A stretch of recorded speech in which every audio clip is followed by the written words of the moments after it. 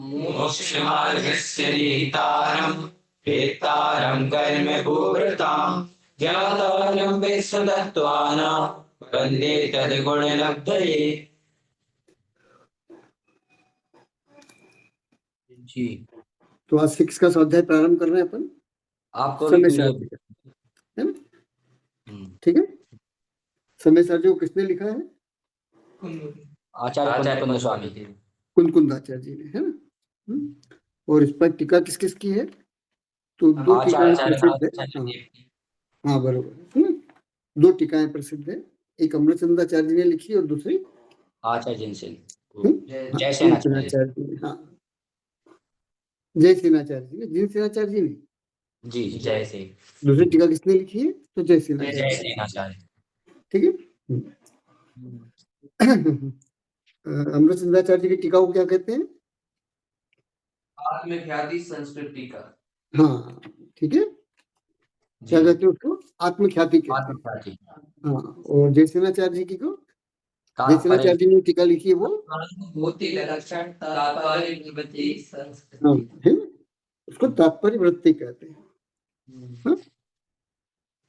ठीक है जी। तो इसमें क्या है? दोनों टीकाएं हैं, लिखा है ना आगे, टीका द्वयोपेतः लिखा है ना। हाँ। इसमें क्या है? अमृतचंद्राचार्य जी की आत्मख्याति भी है और जय सेनाचार्य जी की तात्पर्य वृत्ति भी है। ठीक, मतलब कुंदाचार्य जी की गाथाएं हैं और अमृतचंद्राचार्य और जय सेनाचार्य जी की उन गाथाओं के ऊपर टीका है। ठीक है, इसका क्या है इसके अंदर कि अमृतचंद्राचार्य जी ने इस ग्रंथ के कर्ता का उल्लेख नहीं किया। अमृतचंद्राचार्य जी ने इस ग्रंथ के अंदर इस ग्रंथ के कर्ता का उल्लेख नहीं किया है, लेकिन जय सेनाचार्य जी ने किया है। ठीक है, तो अगर अपन इन दोनों टीकाओं को प्रमाण मानते हैं, है ना, उसमें जय सेनाचार्य जी को की भी टीका को प्रमाण मानते हैं, तो क्या पता चलता है कि इस ग्रंथ के लिखने वाले जो है वो कुंदाचार्य जी। ठीक है, और बाकी जो चीजें है वो अपन आगे धीरे धीरे लेते रहेंगे, जहां जहां जिस प्रकार से जो जो आएगा उसको लेते रहेंगे। तो हम समय सार जी का स्वाध्याय करते हुए यथाशक्य जो इसकी मूल गाथाएं हैं उन गाथाओं से स्वाध्याय करेंगे। वह जहां जहां भी अनिवार्य होगा वहां टीकाओं से सहयोग लेते रहेंगे। ठीक है, तो इसमें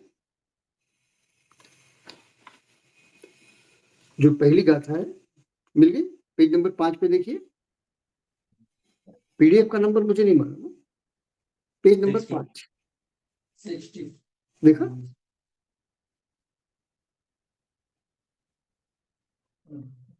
जी, पेज नंबर 5 69। हाँ, तो पहली गाथा पढ़ोगे, अथ सूत्रावतार। पढ़िए, पहली गाथा पढ़िए। वन्दितु सप्रसिद्धे दुर्वाचनमरोमगतिं पत्ते बोच्छामि समय पावन मेणमो सुध केवली वरिदम्। ठीक है, ये पहली गाथा है ना। इसमें उच्चारण में कोई शब्द कठिन लगा? नहीं। हाँ। इस गाथा का पहला शब्द है वंदितु। ठीक है, इसका नीचे संस्कृत रूपांतर दिया है, देखो छाया में, वंदित्वा, वंदित्वा सर्व सिद्धांत। ठीक है,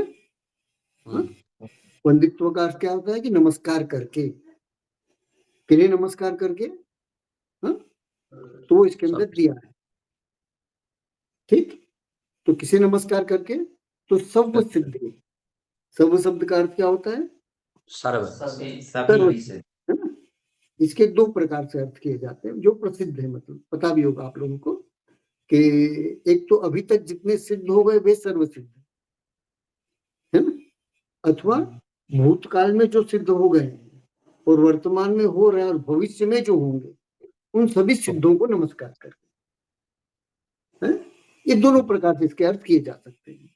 वह सर्व शब्द के अंदर तीनों कालों के सिद्धों को भी लिया जा सकता है और अभी तक जो सिद्ध हुए वो भी। ठीक है, जैसे अपन ने धवला जी की पहली पुस्तक में पढ़ा था कि तीनों कालों के सर्व सिद्धों को हम द्रव्यार्थिक नय से इसमें ग्रहण कर सकते हैं, और अभी तक जो सिद्ध हुए हैं उनको पर्यार्थिक नय से ग्रहण कर सकते हैं।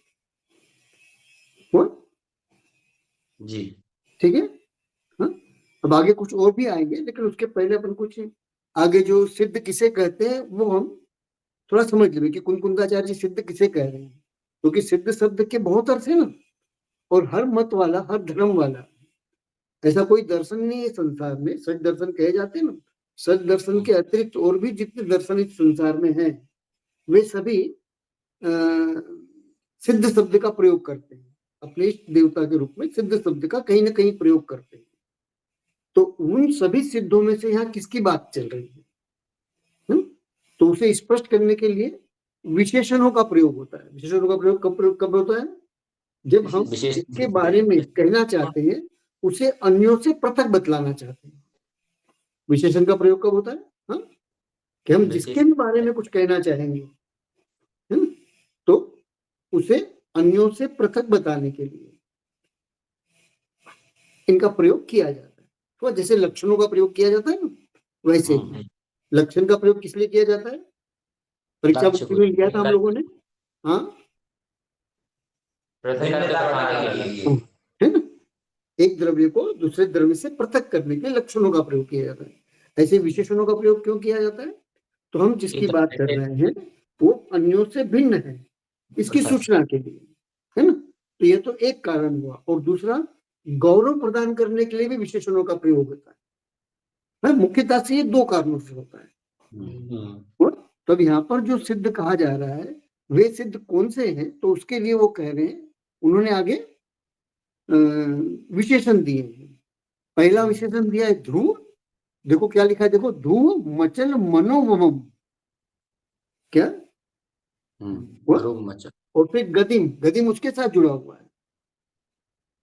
ठीक है, पत्ते का मतलब प्राप्त किया है ना, और गति जो है तीनों के साथ लगेगा। कौन कौन है? ध्रुव, अचल और अनुपम।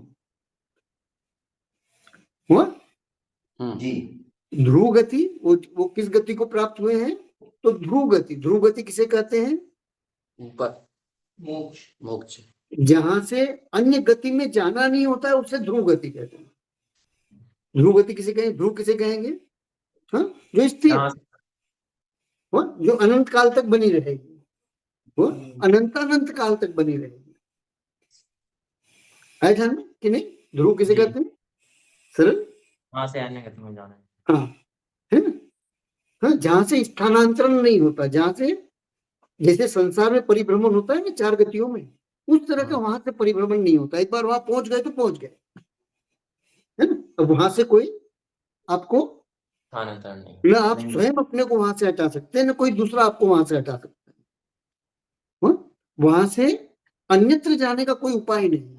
तो जहां से अन्यत्र जाने का कोई उपाय नहीं होता उसे ध्रुव कहते हैं। गति, ठीक है। संसार में कितनी गतियां प्रसिद्ध हैं? चार। तो चार गतियां प्रसिद्ध है। कौन कौन सी? मनुष्यायु, देवायु, मनुष्य गति, प्रेतायु, नरकायु। हाँ, आयु क्यों लगाया उसमें आप लोगों ने? गलती, सीधे सीधे चार गतियां बोलो, है ना, बोलो। हाँ, देव, मनुष्य, तिर्यंच और नारकी। ठीक है। हाँ, हाँ, नरक को अंत में क्यों लगा, क्यों रखा गया?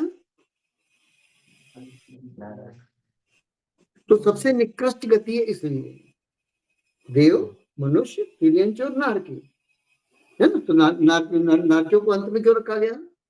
क्योंकि सबसे निकृष्ट गति है वो। देव को पहले क्यों रखा गया?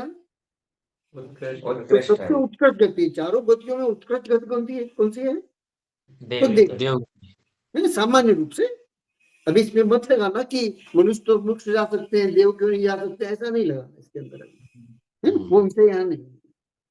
ठीक है, क्यों? क्योंकि पांचों कल्याणकों का अधिकार किसके पास है? क्यों है? हाँ, समर्थ है इसीलिए ना। हाँ? असमर्थ को अधिकार दिए जाते हैं? नहीं दिए जाते। नहीं दिए जाते, है ना। व्यवस्थापक आप किसे बनाओगे? जो समर्थ होगा उसी को बनाओगे ना। हुआ? तो उत्कृष्ट गति कौन सी है? तो देव देवगति। सरल है ना। हाँ, उसके बाद मनुष्य क्यों रखा? मनुष्य देव हो गया और नारकी हो गया। अब उसके बीच में कितने बचे हैं? तो मनुष्य और तिर्यंच।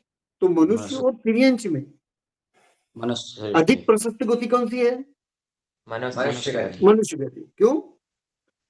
तिर्यंच से मुक्ति की प्राप्ति एवं सुख। इस पर कि तिर्यंच गति के अंदर सिर्फ आप अनुव्रत ले सकते हैं और मनुष्य गति में महाव्रत भी ले सकते हैं। ये तो सामान्य मतलब भेद बता रहा हूं, है ना। हाँ, बाकी सुख की अपेक्षा से भी बहुत अंतर है दोनों। हम मतलब लोक भाषा में कहे तो जमीन आसमान का अंतर है। लोक भाषा में हम कहना तो क्या कहना होगा? हाँ, दोनों में हाँ, कहाँ गंगू तेली और कहाँ वो राजा भोज, ऐसा अंतर है लोक भाषा में। मतलब इसको ठीक ठीक ऐसे ही मत लगा लेना। हाँ हाँ, हो ना स्पष्ट कि नहीं? जी अंकल। सरल। जी तो हाँ। मनुष्य और तिर्यंच के अंदर है ना अधिक प्रशस्त गति कौन सी है? तो मनुष्य गति है, मनुष्य गति है ना। और तिर्यंच गति उससे निकृष्ट, उसकी तुलना में, लेकिन नरक गति से कम निकृष्ट है। ठीक है। हाँ, जी तो ये क्रम समझ में आ गया। हाँ देव, मनुष्य, तिर्यंच और नारकी, है ना। लेकिन ये क्रम तो ये क्रम आप अपने हिसाब से भी लगा सकते हो, पूर्वानुपूर्वी से, पश्चातानुपूर्वी से और यत्रानुपूर्वी से। तीनों पूर्वी पढ़ाई है ना। हाँ इसको इस प्रकार से भी कह सकते हो, देव, मनुष्य, तिर्यंच और नारकी। इसको विपरीत क्रम से भी कह सकते हो। सरल ना। हाँ, नारकी, तिर्यंच, मनुष्य और देव। मनुष्य और देव। और यत्रानुपूर्वी से भी कर सकते हो। आप नारकी को पहले भी रख सकते हो, जी है ना? कि नहीं? तो यहाँ क्रम का कोई झगड़ा नहीं है। वो स्पष्ट? हाँ, जी सरल है ना। जैसे कल परसों नरसों के स्वाध्याय में हम लोग ने धवलाज में पढ़ा था कि जो शुक्ल ध्यान है वो जो क्षमा, मार्दव, आर्जव आदि धर्मों से सहित है ना, उसमें पाया जाता है। तो जिसमें ये 10 धर्म पाए जाएंगे युगपत, है ना, वही ध्यान के योग्य होगा। कल यही पढ़ा ना अपन ने, शुक्ल ध्यान की परिभाषा के अंतर्गत यही पढ़ा ना अपन ने। जी हाँ, तो इसका अर्थ क्या हुआ कि ये 10 धर्म युगपत है, इनका आप क्रम निर्धारित नहीं कर सकते कि ऐसा ही एवकार नहीं लगा सकते। आप इसको क्रम से भी बोल सकते हैं, विपरीत क्रम से भी बोल सकते हैं और यत्रानुपूर्वी से भी बोल सकते हैं। जी वो स्पष्ट? सरल। हाँ? जैसे पूजा के 8 द्रव्य है ना? तो आप क्रम से ही पूजा करें ऐसा नियम नहीं कि पहले जल चढ़ेगा फिर बाद में चंदन चढ़ेगा आदि आदि आदि, ऐसा नहीं है ना। आप विपरीत क्रम से भी पूजा कर सकते हैं और यत्र तत्रानुपूर्वी से भी पूजा कर सकते हैं, और ये आचार्यों के कथनों में पाया जाता है। हुआ स्पष्ट? सरल है ना। जैसे आप लोग पंचामृत अभिषेक, है ना, पंचामृत अभिषेक का क्रम भी है, विपरीत क्रम भी है और यत्र तत्रानुपूर्वी भी। हुआ स्पष्ट? जी सरल है ना। हाँ, तो यहाँ पर क्रम का कोई झगड़ा नहीं है क्या? ठीक है। अब ये 4 गति कैसी है? ध्रुव है क्या?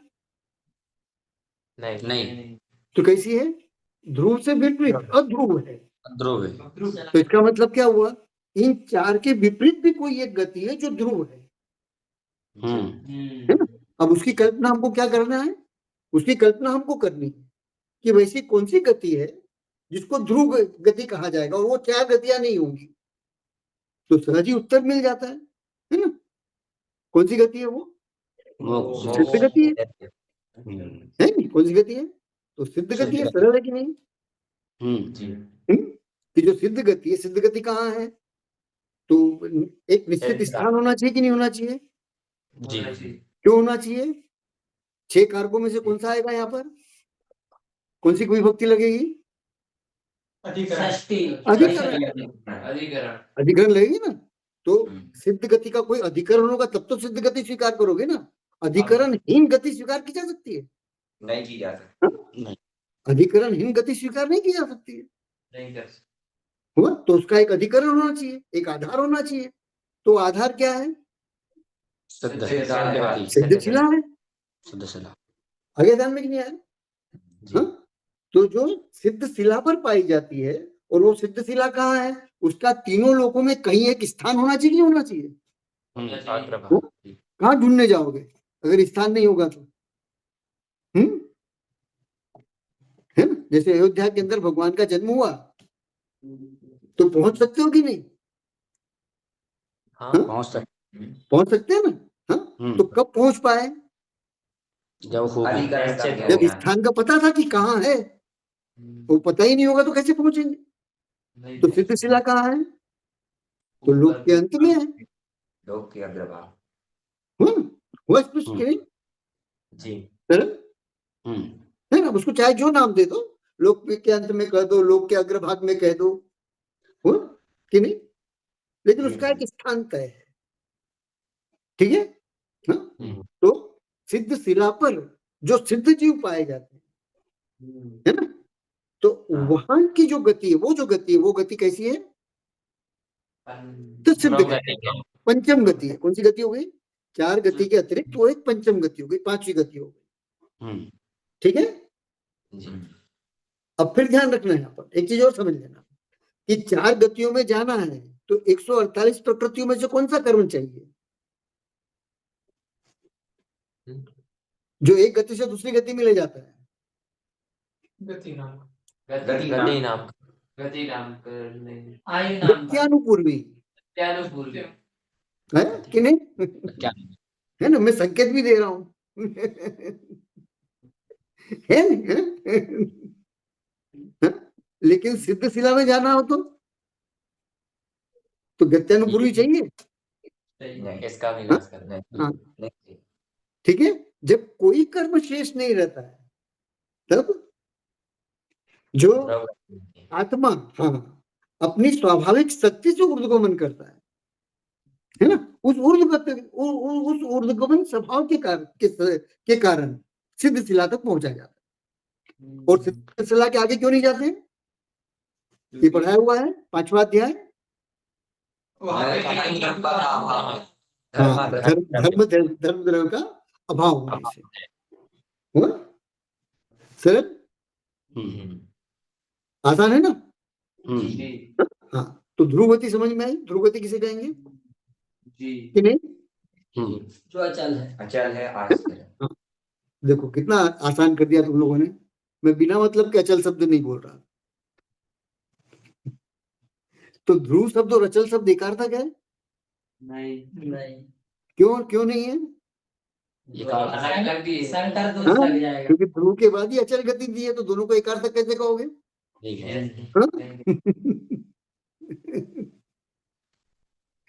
सरल कि नहीं? इसलिए दोनों को हम एकार्थक नहीं कह सकते। है? तो ध्रुव गति समझ में आ गई ना? जी। जहां से स्थानांतरण नहीं होता, स्थानांतरण के हेतु जिसके सब समाप्त हो जाते हैं, जिन कारणों से स्थानांतरण किया जाता है, वे सारे कारण जहां इति को प्राप्त हो जाते हैं, उसे ध्रुव गति कहते हैं। सरल जी, है ना? हाँ, उसके बाद क्या कहा? अचल। अचल किसे कहते हैं? हाँ, है ना? जो चलायमान नहीं होता। चलायमान नहीं होता का अर्थ क्या होता है? स्थिर है। हाँ, सिद्ध गति में जाकर के भी जो एक ही स्थान पे रहता है, हुआ? और वहां से अन्यत्र नहीं जाता है। ठीक है? तो ध्रुव के बाद में ध्रुव शब्द से उस स्थान विशेष को कहा है। क्या ध्रुव शब्द से किसे कहा है? कि वहां पहुंचने के बाद में क्या होती स्थिति? ऐसे सारी गतियां ध्रुव है, ध्यान रखना। आप चाहे जहां उत्पन्न हो सकते हैं क्या? देवत्व के लिए चाहे जहां उत्पन्न हो सकते हैं क्या? कि स्थान तय है? कोई स्थान परिवर्तित होते हैं? नहीं होते। तो जितनी भी गतियां हैं सब ध्रुव है। लेकिन यह कैसी ध्रुव गति है कि वहां वही पहुंच सकता है जो अचल है, जो चलायमान नहीं होता। है ध्यान में कि नहीं? वहां कौन पहुंच सकता है? हाँ, जो चलायमान नहीं है। जहां पहुंचकर चलायमान नहीं हुआ जा सकता। हुआ कि नहीं? सरल। तो जी। स्थान जो है वो ध्रुव है, हुआ? और वहां जो पहुंच गए वो कैसे है? अचल। वो अचल है। हुआ स्पष्ट कि नहीं? जी जी। सरल, अच्छे से। हाँ हाँ? अब अचल शब्द का अर्थ क्या हुआ? इसके पहले जो मैं कर चुका हूं ध्रुव के अंतर्गत, कि वहां जो पहुंचते हैं उनके पास उस स्थान से चलायमान होने के समस्त हेतु जो है नष्ट हो जाते हैं। हाँ? जिनके पास स्थानांतरण का कोई हेतु ही शेष नहीं रहता है। स्पष्ट? और जो जहां है वो वहीं रहेगा है? और स्थिति कैसी बनती है? पढ़ते हो ना स्थिति के अंदर, स्तुति पाठ पढ़ते हो ना कि एक माही एक राजत एक माही अनेक नो, एक अनेक की नहीं संख्या नमो सिद्ध निरंजनो, है कि नहीं? कि उस एक में अनेक रह रहे हैं। हुआ? लेकिन फिर भी कोई एक दूसरे को बाधा नहीं देता। हुआ? सब अपने अपने स्थान में अपने अपने द्रव्य के अंदर अचलायमान होकर के रहते हैं। हुआ स्पष्ट कि नहीं? जी, जी इसका अर्थ क्या हुआ कि शेष चार गति जो है वो अचल नहीं है। नहीं। हुआ? जैसे चार गतियां, शेष चार गतियां ध्रुव नहीं थी, हुआ? वैसे ही अचल भी नहीं। वहां जो रहने वाले हैं वे अचल नहीं, चलायमान है। हुआ स्पष्ट कि नहीं? तो हमारी यात्रा कैसी है? अध्रुव गति से ध्रुव गति को जाने की यात्रा को क्या? अध्रुव गति से, अध्रुव गतियों से ध्रुव गति की ओर जाने की यात्रा को मोक्ष मार्ग कहते हैं। क्या मोक्ष मार्ग किसे कहते हैं? ध्रुव गति से। ध्रुव गति से, अध्रुव गति से। क्या कौन सी गति से? अध्रुव गति से ध्रुव गति की ओर जाने का जो पुरुषार्थ होता है उस पुरुषार्थ को मोक्ष मार्ग कहते हैं। हुआ? अथवा अचल से, सॉरी, चल से अचल होने की यात्रा को मोक्ष मार्ग कहते हैं। आगे ध्यान कि नहीं? सरल है ना? और फिर क्या कहा? अनुपम। तीसरा विशेषण क्या दे दिया है? अनुपम। पहला वो ध्रुव गति है, वो गति कैसी है? तो ध्रुव है। वो गति कैसी है? तो अचल है। और वो गति कैसी है? तो अनुपम है ना? वो स्पष्ट?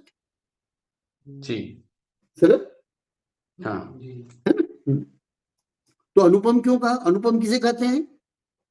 सर्वोत्तम है। जिसकी उपमा हाँ, जिसकी, हाँ, जिसे जो, मतलब क्या होता है कि जो चीज हमारे प्रत्यक्ष नहीं होती है ना, अथवा प्रत्यक्ष होती भी है तो उसको समझने या समझाने के लिए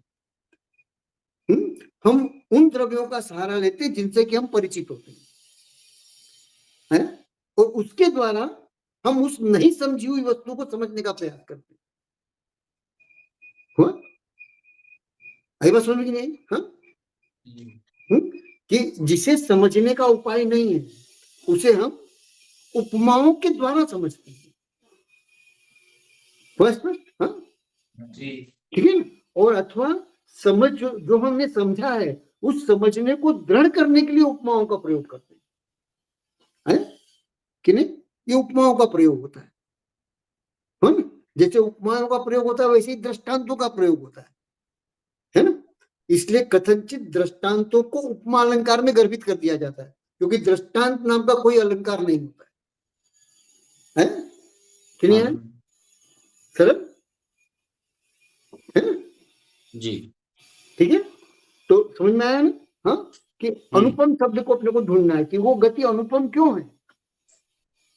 उपमा रहे थे। हाँ, तो उसका जो मुख्य कारण है वो यह है कि वह जो गति है हम में से किसी के प्रत्यक्ष नहीं है, अवधि ज्ञानी और मन परे ज्ञानी के भी प्रत्यक्ष नहीं है। तो किसके प्रत्यक्ष है? तो सिर्फ केवल ज्ञानियों के प्रत्यक्ष है। किसके प्रत्यक्ष है? केवल ज्ञानियों के। हाँ, हुआ? और उसके तुल्य इस संसार में दूसरी कोई वस्तु ही नहीं है। हाँ, जिससे कि उस गति की तुलना की जा सके, है ना, उपमाओं के द्वारा उस गति को समझाया जा सके। ऐसा कुछ इन संसार में है भी नहीं। हुआ स्पष्ट सर? हाँ, यहां तक कि सिद्धों की जो अनुभूति है वो भी केवल ज्ञानियों के गम्य है। इसलिए वे अनुभूतियां कैसी है उससे भी हम अपरिचित हैं, इसलिए भी वो गति अनुपम है ध्यान में कि नहीं है सर? उनका स्वसंवेदन कैसा है, उनकी स्वानुभूति कैसी है, उनका स्वानुभवन कौन सा है, कैसा है, उनकी स्वसंवित्ति कैसी है? इस प्रकार के जितने भी शब्द हैं, है ना, है वो शुद्धोपयोगी कैसे हैं? तो इसको लेकर के हमारे पास कोई उपमा नहीं, तुलना नहीं, इसलिए वो अनुपम है। जो अनुपम होती है उसे गूंगे का गुड़ नहीं कहा जाता, ध्यान रखना। क्या? जो अनुपम होता है उसको गूंगे का गुड़ नहीं कहा जाता, कि वो गूंगा ही समझ सकता है और कोई नहीं समझ सकता है कि नहीं?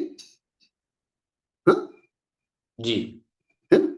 क्यों नहीं कहा जा सकता? गूंगे का गुड़ क्यों नहीं कहा जा सकता? उसको बतला करके जान सकते हैं। नहीं, गूंगे का गुड़ क्यों नहीं कहा जा सकता? क्योंकि हम केवल ज्ञानी की तुलना गूंगे से नहीं कर सकते, है? केवल ज्ञानी उस अनुपमता को बताने में असमर्थ है, ऐसा हम नहीं कह सकते। अधिक से अधिक हम क्या कर सकते हैं कि उसको बतलाने के लिए जैसी उपमाएं चाहिए उन उपमाओं का अभाव है। ध्यान कि नहीं आ रहा सरल है ना? जी, गूंगा भी गुड़ को समझाने के लिए संकेतों का प्रयोग करता है ना? उस तरह का कोई संकेत भी तीर्थंकर भगवान नहीं दे सकते, इसलिए उसको अनुपम का है। हम भक्ता में पढ़ते हो ना कि ये भगवान आपके जैसा आप ही हैं और कोई नहीं, तो यह क्यों कहना पड़ा? हाँ, अनुपम होने के कारण है कि आपके रूप का गौरव मैं क्या कह के दूं, क्योंकि आपसे उत्तम कोई चीज संसार में होनी चाहिए ना कि नहीं? इसलिए मैं आपकी तुलना नहीं कर सकता, कोई उपमा आपको नहीं दे सकता, वो कोई दृष्टांत के द्वारा मैं आपको नहीं समझा सकता। है ध्यान में कि नहीं है? हाँ सरल? हाँ? उपमा अलंकार में क्या करते पता है ना? उपमा अलंकार में जो उत्तम होता है समान वो जिससे हम परिचित नहीं होते उसी को वो कह दिया जाता है, अथवा परिचित होते तब भी कह दिया जाता है ना? और दृष्टांत के अंदर दोनों में साम्यता बतलाई जाती है, तो उनमें अंतर तो है क्या है कि नहीं सर? दोनों एक नहीं है, लेकिन यहाँ पर दृष्टांतों का भी अभाव है और तुलना का भी अभाव है और उपमा का भी अभाव है। इसलिए उसको अनुपम कहा। सिद्धों का जो वेदन है उस वेदन को भी नहीं कहा जा सकता, हुआ कि नहीं? सिद्धों का जो स्वरूप है उस स्वरूप को भी नहीं कहा जा सकता। अधिक से अधिक क्या कह दिया? हाँ, कि अंतिम शरीर से कुछ न्यून, क्या कह दिया है ना? है? लेकिन वो अंतिम शरीर से कुछ न्यून कैसा है हमें नहीं मालूम, है ना? है? जैसे उदाहरण के लिए खजूर है, हाँ? और खारक है, खारक किससे बनती है? खजूर से बनती है ना? तो खारक का जो रूप होता है वो खजूर से न्यून होता है कि नहीं होता है? क्यों न्यून होता है? क्योंकि उसका जल भाव उड़ जाता है और कैसी हो जाती है? सुंदर हो जाती है कि असुंदर हो जाती है? असुंदर हो जाती है ना? हाँ, तो भगवान कैसे होगा सिद्ध भगवान हमें नहीं मालूम है, पता? हाँ, अरे क्यों अनुपम है वो? तो स्वरूप की अपेक्षा से भी वो अनुपम है, अनुभवन की अपेक्षा से भी वो अनुपम है, और जिस स्थान पर वो बैठे हैं उस स्थान की तुलना ये चारों गतियों से नहीं की जा सकती, और चारों गतियों में से किसी भी गति की उपमा उस गति को नहीं दिया है। जिस स्थान पर भगवान बैठे हैं, विराजमान है, सिद्ध भगवान विराजमान, इसलिए भी वो अनुपम है। ध्यान में कि नहीं? हाँ, तो अनुपम समझ में आया ना? हाँ, जी। तो अनुपम किसे कहेंगे? हाँ, जिसके लिए संसार में कोई उपमा ही नहीं है, हुआ? जिसको समझने के लिए संसार में कोई दृष्टांत ही नहीं है, संसार में ऐसा कुछ भी नहीं है जिससे हम उनकी तुलना कर सके, हुआ? इसलिए हम उसको क्या कह देते हैं? अनुपम, है ना? अनुपम के समीप का अगर कोई शब्द है तो गुणातीत। क्या समीप का कोई शब्द है तो कौन सा शब्द है? हाँ? गुणातीत है। सरल जी। हाँ? और गुणातीत किस अर्थ में? कि जिस अर्थ में हम गुणों को जानते हैं, है ना, उससे भी आपके जो गुण है वो अधिक विशुद्ध है, अधिक परिष्कृत है कि नहीं? जैसे हम है, हमको किसका अनुभव है? तो मति ज्ञान और शुद्ध ज्ञान का अनुभव है नहीं? हाँ? कोई रिद्धिधारी मुनि होंगे तो उनको अवधि ज्ञान का अनुभव है, मनोपर्य ज्ञान का अनुभव है वो देवलोक है तो उनको अवधि ज्ञान का अनुभव है, नारकी है तो उनको अनुभव अवधि ज्ञान का अनुभव है। हाँ? तो ये तीनों की तीनों जो अनुभवन है, हमारा, रिद्धिधारी मुनियों का और देव नारकियों का, इन तीनों का जो अद्वैदन है, तीनों का जो अनुभवन है, हाँ, वो केवल ज्ञान की तुलना में कैसा है? हीन है कि नहीं है? अरे ध्यान में यार, हाँ, सरल। और हम इन तीनों के द्वारा जान ही नहीं सकते कि भगवान कैसे, भगवान का ज्ञान कैसा होगा, है कि नहीं? अब कल्पना करके देखो, इसके पहले भी मैंने बताया था, ढोला जी की क्लास में भी बताया था, मथुरा का क्या बोलते अपना, मथुरा का दाह किसने किया? नहीं, मथुरा का नहीं, द्वारका का, सॉरी, द्वारका दहन किसने की? द्विपायन मुनि, है ना? अब द्विपायन मुनि गए दाह के पहले 12 साल पहले, है ना, नेमिनाथ भगवान के पास, और उनसे अपने बारे में पूछा, हुआ? तो भगवान ने कैसे बता दिया उनके बारे में? अब कल्पना करो, एक तरफ वो पूरी सृष्टि को देख रहे हैं, तीनों लोगों के अनंत अनंत जीवों को देख रहे हैं, उनके भूत भविष्य और वर्तमान को देख रहे हैं, हा? और उसी समय, उसी सेकंड में, उसी क्षण में जब दीपायन मुनि ने पूछा, उन अनंत अनंत जीवों के अनंत अनंत पर्यायों में से दीपायन की उस पर्याय को निकाल करके कह दिया। अब कल्पना करो, ये हमारे अनुभव की चीज है, हाँ?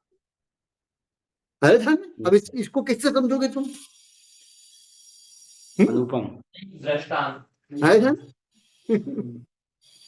इसको समझाने वाला कोई दृष्टांत भी नहीं है, अधिक से अधिक मैं कंप्यूटर को समझा दूंगा, हाँ? लेकिन कंप्यूटर से भी अधिक है कि नहीं? कंप्यूटर से भी विशेष है कि नहीं? बगैर किसी टेक्नोलॉजी का प्रयोग किए, अरे एआई जो वर्तमान में चल रहा है उससे भी अनुपम है कि नहीं? जी। हाँ? लेकिन एआई के आने से, कंप्यूटर के आने से विश्वास हो जाता है कि ऐसा भी ज्ञान हो सकता है। क्या जी। क्या विश्वास हो जाता है? कि जैसा कहा है वैसा भी ज्ञान हो सकता है, नहीं हो सकता ऐसा, हुआ कि नहीं? हाँ? हम, हमारी श्रद्धा से बढ़ सकती है नहीं? हाँ?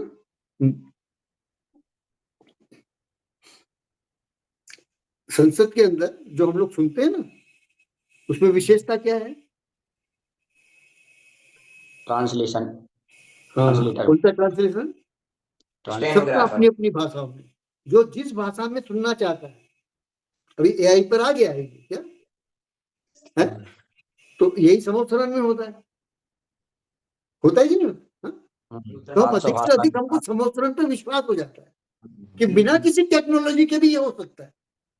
अभी जो हम टेक्नोलॉजी से कर रहे हैं वो बिना टेक्नोलॉजी, क्यों? क्योंकि वो ज्ञान का कार्य है। क्यों संभव है? हाँ? क्योंकि वो ज्ञान का कार्य है। ज्ञान इतना समर्थ हो सकता है? अभी तो ये ज्ञान का कार्य नहीं है, अभी तो ये टेक्नोलॉजी का है ध्यान में। हाँ, आपको एक व्यवस्था विशेष चाहिए उसके लिए, है ना? वो तो अधिक से अधिक हमको विश्वास हो जाता है। तो अनुपम सब समझ में आया कि नहीं आया? हाँ, क्या अनुपम के निकट का शब्द अगर हमको आसानी से करना है, आसानी से समझना है, तो गुणाधिक या गुणातीत कह दीजिए। कि हम जितने गुणों को जानते हैं। फिर बताओ कि एक आत्मा के कितने गुण कहे? कितने? नहीं, आप कितना जानते हो? 8। तो 8 ही क्यों कहे? और है कितने? है अनंत है, लेकिन अनंत है। और अनंत में से हमारी योग्यता कितने गुणों को जानने की है? तो 8 को ही जानने की है कि 8 ही जान लो तो बहुत है ना? और इसमें भी हम सिर्फ एक जो चेतना गुण है उसी को ठीक से समझ सकते हैं, है ना? बाकी को समझाना हो तो बहुत कठिन पड़ता है ध्यान में? हाँ? वर्तमान का जो विज्ञान है उसका सहारा लेना पड़ता है, और वो भी पूरी तरह से नहीं आता है। आए ध्यान में कि नहीं आया? हाँ? तो 8 गुण भी हम समझ रहे हैं तो बहुत है। आए ध्यान कि नहीं आ रहा? और तीर्थंकर भगवान कितने गुण जानते हैं, या फिर सिद्ध भगवान कितने गुण जानते हैं? प्रत्येक आत्मा के अनंत गुण जानते। तो अनंत गुण की अनंत पर्याय भी होगी कि नहीं होगी प्रत्येक आत्मा में? जी। हमको कल्पना हो सकती है कि एक आत्मा के अनंत गुण होंगे और अनंत गुण के अनंत पर्याय होंगे? है धन कि नहीं यार? अधिक से अधिक हम किसका वेदन करते हैं? तो बस ज्ञान का वेदन करते हैं। उस ज्ञान को वेदन को लेकर के भी ये 50 तरह के झगड़े हैं। उन झगड़ों के जड़ कौन कौन शब्द है? तो यही शब्द है, स्वानुभव, स्वानुभूति, स्वसंवेदन, है ये जो सारे शब्द, शुद्ध उपयोग, है ना? ये सारे शब्द क्या है? उस झगड़े की जड़ है। लेकिन वस्तु तो वो ज्ञान कैसा है? तो अनुपम है। वो गति कैसी है? तो अनुपम है। सिद्धों का स्वरूप कैसा है? तो अनुपम है। तो जिस जीव में ये तीनों लक्षण मिले उसको सिद्ध जानना। क्या कह रहे हैं? क्यों जानना? तो कहा गति में पत्ते पत्ते शब्द प्रयोग किया है। जिसने प्राप्त किया है, जिसने ध्रुव गति को प्राप्त किया है, जिसने अचल गति को प्राप्त किया है, और जिसने अनुपम गति को प्राप्त किया है, ऐसे सिद्धों। ठीक है जी। और सिद्धों बहुवचन कहने से काम चल जाता था, लेकिन सर्व लगाया, सर्व उसके ऊपर जोर देने के लिए लगाया। क्या कि एक दो नहीं, तो सभी सिद्धों को, जबकि सिद्धों में सब आ गया बहुवचन, है ना?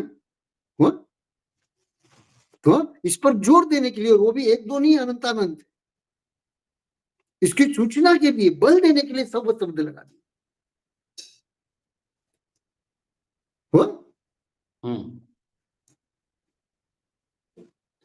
अब बताओ, लोक के सर्व साधुओं को नमस्कार हो, तो इसमें सर्व की जरूरत है? नहीं। क्यों नहीं है? क्यों? साधुओं बहुवचन है नहीं? हाँ, लेकिन सर्व क्यों लगाया? एक को भी छोड़ना नहीं उसमें से, क्या एक को भी कम नहीं करना, जबकि ये जो साधु गिनाए जा रहे हैं, है ना, इसमें गुणों की अपेक्षा से अंतर मिलेगा। तो गुणों की अपेक्षा से मिलने वाले अंतर को गौण करके, लेकिन ऐसा सिद्धों में कर सकते हो? सर्व सिद्धों में नहीं। हाँ, कि गुणों की अपेक्षा अंतर मिलेगा? नहीं मिलेगा, आप नहीं कर सकते उसको। ध्यान में कि नहीं? बात पकड़ में आ रही कि नहीं आ रही? हाँ, आसान एकदम। हाँ, तो किन सिद्धों को नमस्कार किया है? जो जिन्होंने ध्रुव गति को, पत्ती मतलब प्राप्त किया। क्या नीचे संस्कृत को उसकी छाया दी है, प्राप्तान जी, है ना? गतिम प्राप्तान, है ना? तीनों के साथ लगेगा, ध्रुव गतिम प्राप्तान, अचलम गति प्राप्तान, अनुपम गति प्राप्तान। हुआ जी।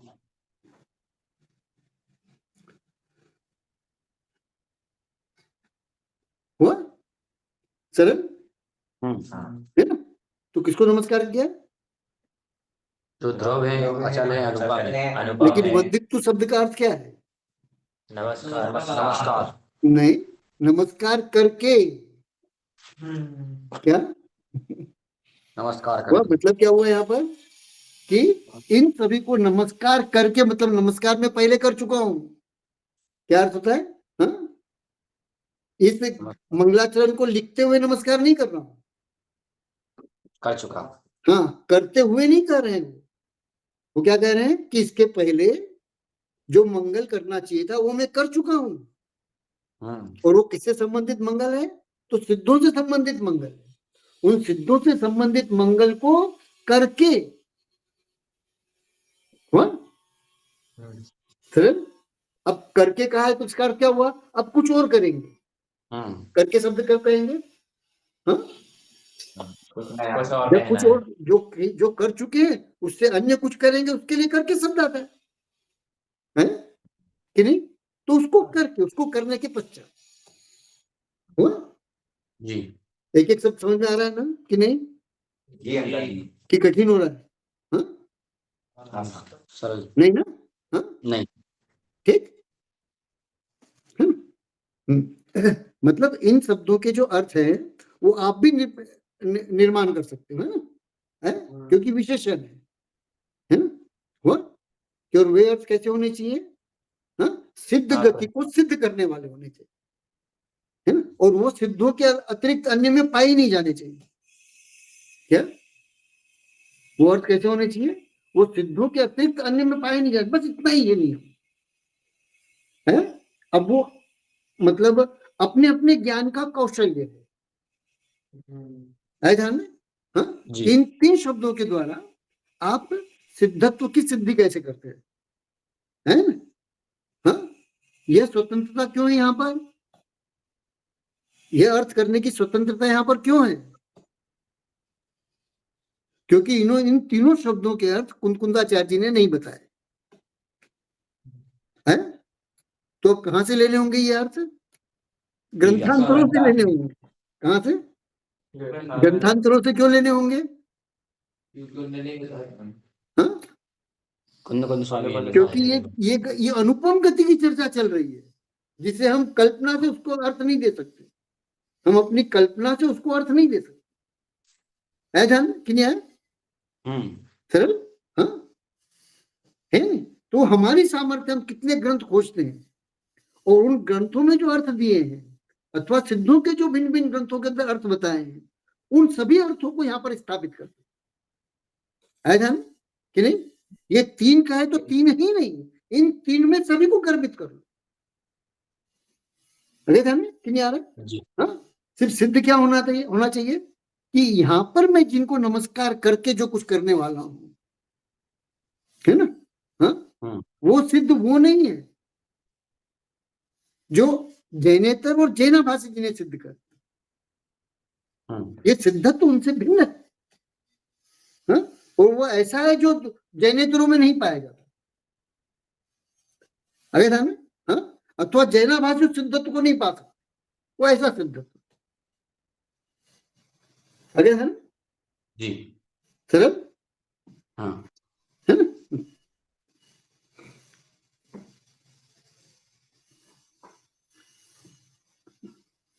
तो वंदित्व सर्व सिद्ध है ना। अब यहाँ पर किसको नमस्कार करके कर रहे हैं? इस ग्रंथ का लेखन करेंगे। क्या करेंगे? इस ग्रंथ का लेखन करेंगे, है ना? हुआ? तो किसे नमस्कार करके कर रहे हैं? तो सिद्धों को नमस्कार करके कर रहे हैं, है ना? तो क्या सिर्फ सिद्धों को नमस्कार कर रहे हैं क्या? नहीं, नमस्कार के योग्य जितने हैं उन सबको नमस्कार करते हैं। एक सिद्ध शब्द में सभी समाहित है। क्यों ऐसा? क्योंकि यदि सिर्फ सिद्धों को नमस्कार कर रहे हैं हुआ तो फिर कुंदाचार्य जी सम्यक दृष्टि नहीं हो सकती। है ध्यान कि नहीं आ रहा? हाँ? लोक में जिनको नमस्कार नहीं कहा है लोकोत्तर मार्ग में, लोकोत्तर मार्ग में तीर्थंकर परमदेव ने जिसको नमस्कार नहीं कहा है उन सबको यहाँ नमस्कार किया। इसलिए वे कृत्रिम और अकृत्रिम चैत्यालयों को भी नमस्कार कर रहे हैं सिद्ध शब्द के द्वारा। कि नहीं? जी। सरल। जी। हाँ? तो यहाँ पर कम से कम 5 लेना। कौन को कितने लेना? कम से कम 5 लेना। कौन कौन से? अरिहंत, सिद्ध, आचार्य, उपाध्याय और साधु। कम से कम ये 5 लेना। हुआ कि नहीं? हाँ। हाँ। और इन 5 की चारों निक्षेपों में कई कई पर्यायों को लेना। क्या क्या लेना?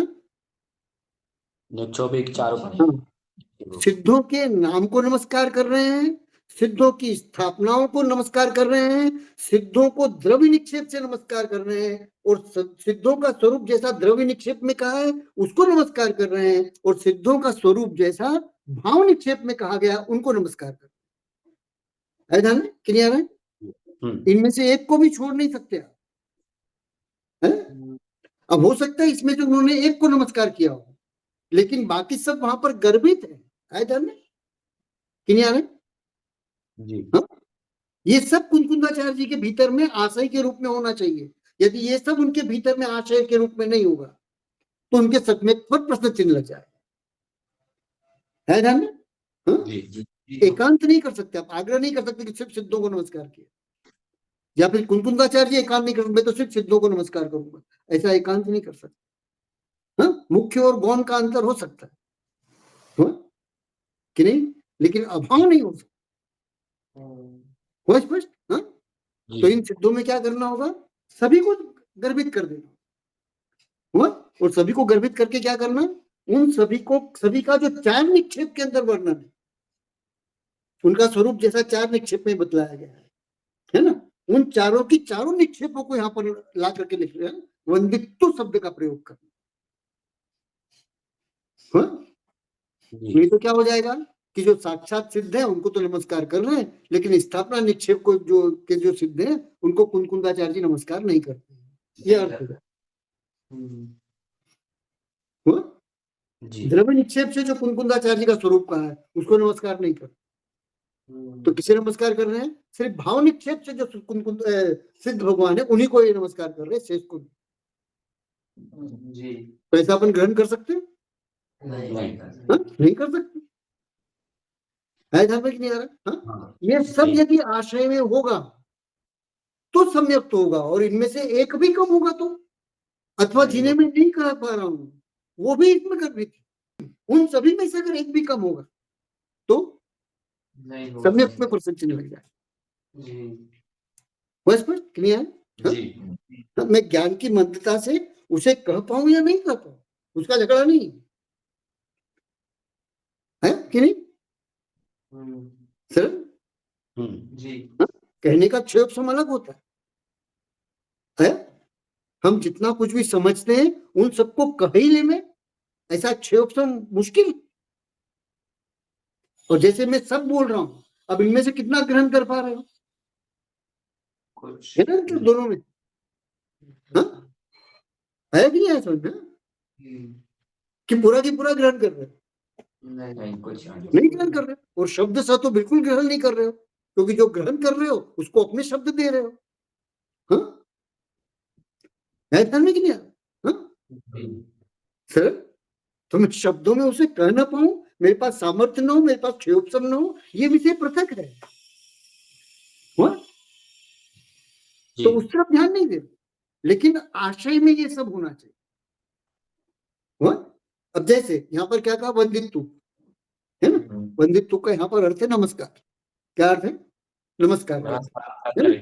तो क्या कुंकुंदाचार्य जी सिर्फ नमस्कार करते हैं क्या सिद्धों को? नहीं, क्या करेंगे?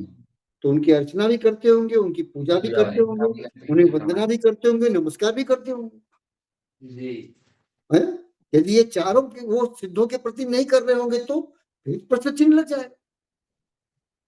है ध्यान में? हाँ कि नहीं? तो क्या अर्थ मिलेगा?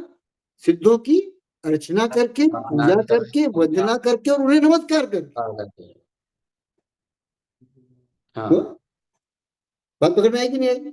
हाँ? सर जितना लिखा है उन्होंने उतना ही उनके आशय में होगा ऐसा नियम नहीं बना लेना, क्योंकि हम सबका अनुभव होता है कि जितना हम कहते हैं उससे अधिक हमारे आशय में होता है ना? जी बहुत बहुत कठिन कठिन तो नहीं पढ़ा रहा हूँ ना? नहीं हाँ? आसान हो रहा है? हाँ, जी। फिर ठीक हुआ जी है? तो वंदित्तु मतलब वंदना करके, ठीक है? हाँ, अब इन सबके एकार्थक भी आपको आना चाहिए, अर्चना के, पूजा के, वंदना के, नमस्कार के, है ना? अरिहंतों के, सिद्धों के, आचार्यों के, उपाध्यायों के, साधुओं के, इनके एकार्थक भी आपको आना चाहिए। हुआ? चार निक्षेप है, चार निक्षेपों के भी एकार्थक आपको आना चाहिए। हुआ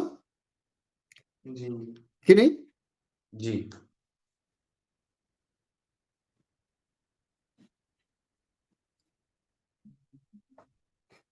बहुत स्पष्ट कि नहीं? है ना?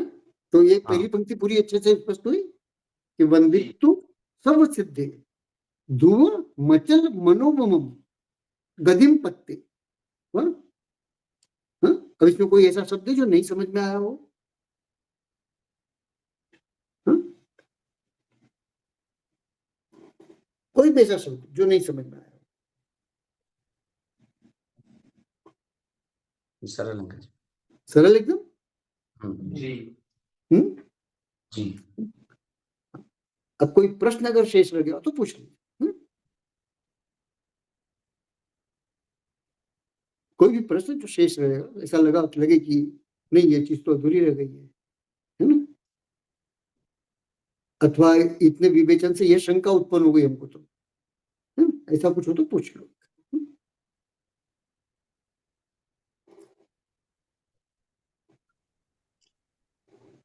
पंडित जी, हाँ ये जो अभिषेक का क्रम यथा तथानुपूर्वी भी है, हाँ पश्चातानुपूर्वी भी है, हाँ तो जब मुनिराज की समाधि हो जाती है उस समय उनको पश्चातानुपूर्वी से उनका अभिषेक किया जाता है, ऐसा कोई नियम है क्या?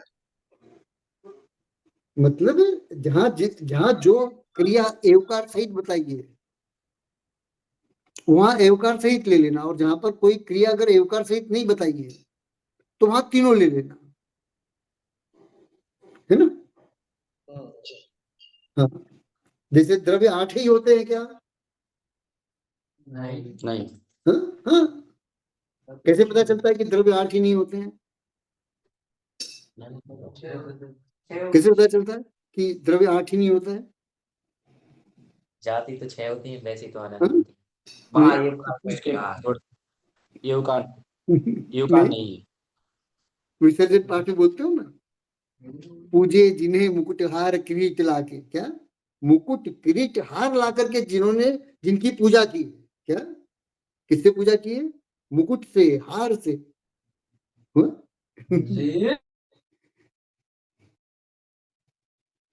हुआ? मतलब समस्त आभूषणों से जिन्होंने पूजा की, वो स्पष्ट, वो स्पष्ट ना? जी जी क्या पूजे कि पूजा जिन्होंने जो है 8 ही द्रव्यों से नहीं होती, वो बहुत स्पष्ट लिखा हुआ है क्या? और यही संस्कृत में है। संस्कृत पाठ देखिएगा तो उसमें भी यही है। हाँ? और एक और शब्द मिलता है, पुण्यम समग्र मेक मनाजू। क्या? हाँ, आया ध्यान में कि नहीं आया? इसलिए पूजा के द्रव्य 8 ही नहीं होते हैं। हम यह कह सकते हैं कि कम से कम 8 द्रव्य तो होने चाहिए। क्या कह सकते हैं हम? हाँ? कि पूजा में कम से कम 8 द्रव्य तो होने चाहिए। हुआ कि नहीं? और 8 द्रव्य वो हैं जो सहज सुलभ हैं। क्या वर्तमान में हो सकता है न हो, लेकिन 8 द्रव्य कैसे थे? जो सहज सुलभ थे, है ना? जैसे वर्तमान में धूप नहीं मिलती है, धूपदानी, है ना? पहले घरों को सुगंधित किससे किया जाता था? धूप से किया जाता था। धूप के लिए कोयले जलते थे, है ना? लेकिन अब आज उपलब्ध नहीं है। तो किसी समय में ये जो 8 द्रव्य थे सहज सुलभ थे, इसके लिए अतिरिक्त परिश्रम या पुरुषार्थ नहीं करना पड़ता। हाँ, जैसे दीपक, दीपक है वर्तमान में घरों में? कुछ है। नहीं नहीं है, सिर्फ पूजा के लिए आपको लाना पड़ता है। पूजा के लिए उसकी अलग व्यवस्था करनी पड़ती है। हुआ है नहीं? हाँ? जी हाँ? हुआ ना स्पष्ट कि नहीं? हाँ जी हाँ, चंदन, पहले लोग सुगंधी के शरीर को सुगंधित करने के लिए चंदन लगाया करते थे, आज क्या हो गया? हाँ, आज पूजा के लिए चंदन घिसना पड़ता है। हाँ? है नहीं? हाँ? तो जो चीज किसी समय सर्व सुलभ थी, है ना, वो पूजा के 8 द्रव्य थे कि ये 8 द्रव्य तो प्रत्येक पूजक के घरों में आसानी से पाई जा सकती है। जो आसानी से पाई जाती है उसके लिए नहीं कहा जाता पुण्यम समग्र मना चुको, है कि नहीं?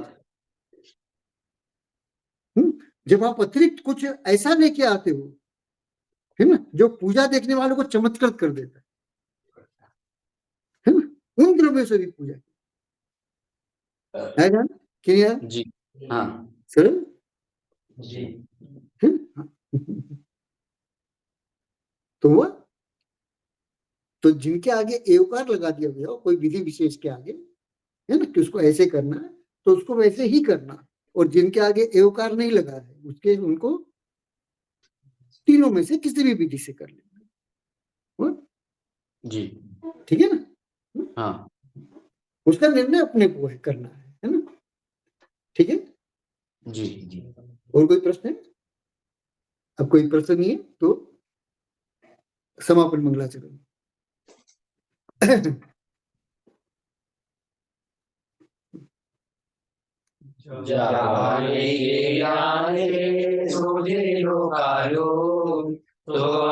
मस्तके धर्मो सदादित होनो वेदनवाणी भारती तो जपो दिन में जो तेरी शरणागति सुपावे सुख चैन देव भजो अरिहंत को गुरु से को निर्गन दया धर्म पालो सदा विधि मोक्ष का